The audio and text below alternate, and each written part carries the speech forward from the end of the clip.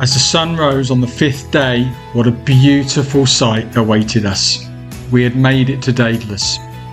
A rough crossing overnight was absolutely worth it when you wake to scenes like this. A beautiful reef, a beautiful sunrise, and to top it all, we were one of only 3 boats waiting to dive. Having dived Daedalus before, I knew just what treasures it could serve up, and this time it was no exception. We were in the water at 6:30 for our first dive, wasting no time, and within seconds we were being circled by a hammerhead. The footage isn't that great, but the experience was amazing.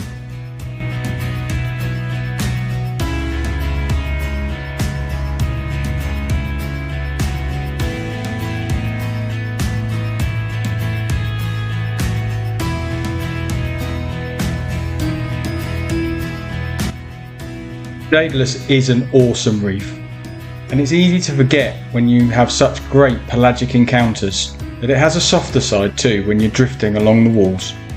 Good news travels fast, and our excitement on the way back to the boat was matched by the crew on board who were waiting for us, and almost as excited as we were.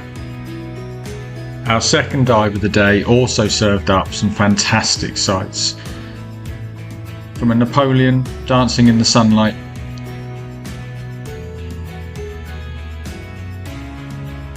to a Titan triggerfish on the charge, who I genuinely thought was coming straight for me at one stage.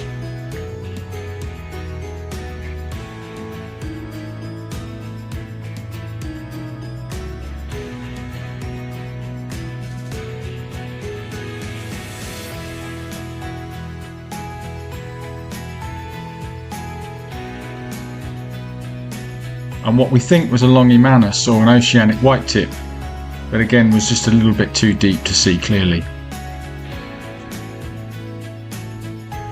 With one dive remaining, hopes were high of encountering something big, and they don't come much bigger than a manta ray. Towards the end of the dive there was one circling around the boat, and it made for some fantastic footage. With special thanks to Leah for what you're about to see, who was far better positioned to capture the true beauty way better than my video did.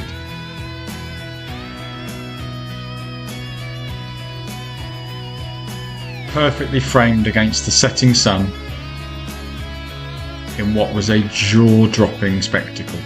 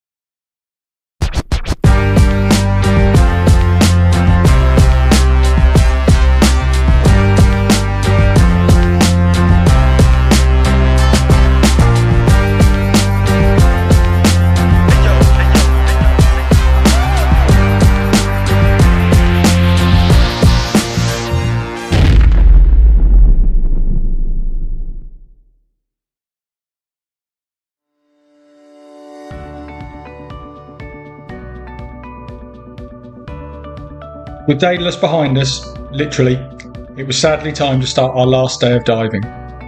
We were off to another reef that I'd previously really enjoyed and had high hopes for, and we were visiting Elphinstone. Elphinstone can be susceptible to wind and strong currents, and so it proved during this dive. We had planned to drift dive down one of the walls to be picked up at the other end of the reef, but during the dive this proved not to be possible with the currents being so strong in the wrong direction. Instead, we explored the South Plateau, and whilst the diving was nice, it wasn't quite as good as I remembered it from before. The coral is good and healthy,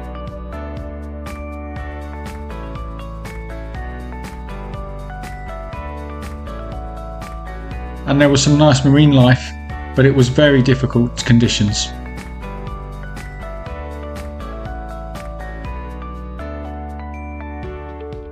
When the dive was over, the strong current and surface swell made exiting the water very difficult indeed. With no further diving possible at Elphinstone, we moved a short distance to Abu Dabab 6 for the final dive of the trip. And what a dive it was! Beautiful colours everywhere.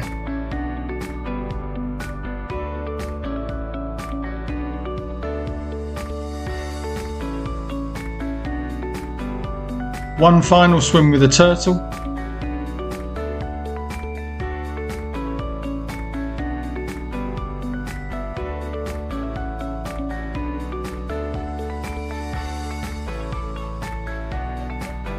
A great sighting of another Titan triggerfish.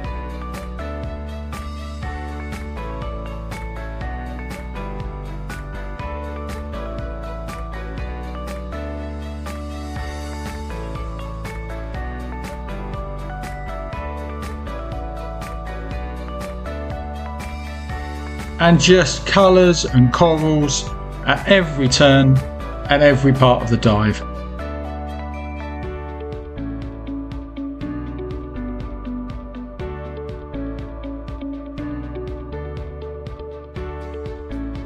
A great way to finish.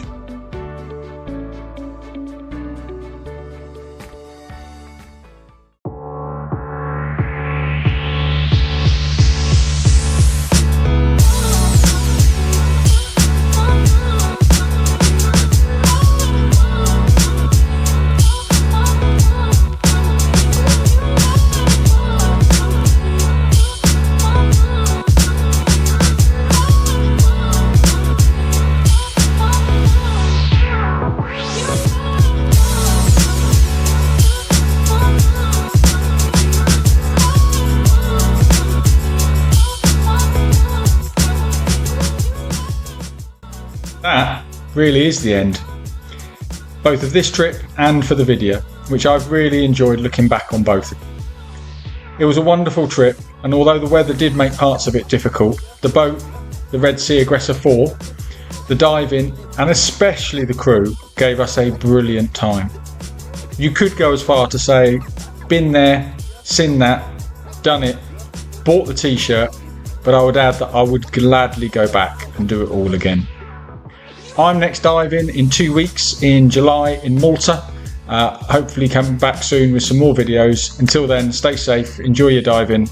Thanks for watching.